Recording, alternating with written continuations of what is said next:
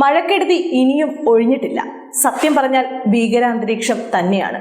അടുത്ത 3 ദിവസത്തേക്ക് കൂടി കടുത്ത മഴയായിരിക്കും എന്ന് തന്നെയാണ് പറഞ്ഞിരിക്കുന്നത്.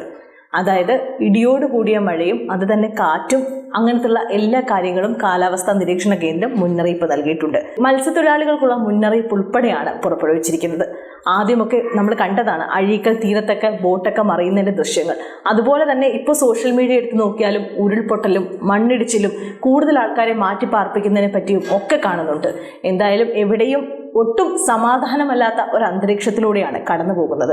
ഇന്ന് തന്നെ 12 ജില്ലകൾക്ക് വിദ്യാഭ്യാസ സ്ഥാപനങ്ങൾ ഉൾപ്പെടെ അവധി നൽകേണ്ടി വന്നു സർക്കാരിന്. അതായത് ഇതിന് ബദലായിട്ടുള്ള ക്ലാസുകൾ വരും ദിവസങ്ങളിൽ എടുത്തു കൊടുക്കാനാണ് അവർ പറയുന്നത്. പിന്നെ കൂടുതലും വെള്ളക്കെട്ടുകളുള്ള പ്രദേശങ്ങൾ, പ്രത്യേകിച്ച് വെള്ളം കെട്ടി നിൽക്കാൻ ഉള്ള സ്ഥലം, പ്രത്യേകിച്ച് വെള്ളക്കെട്ടുകളുള്ള സ്ഥലങ്ങളിലാണ് കൂടുതലും അവധി പറഞ്ഞിരിക്കുന്നത്.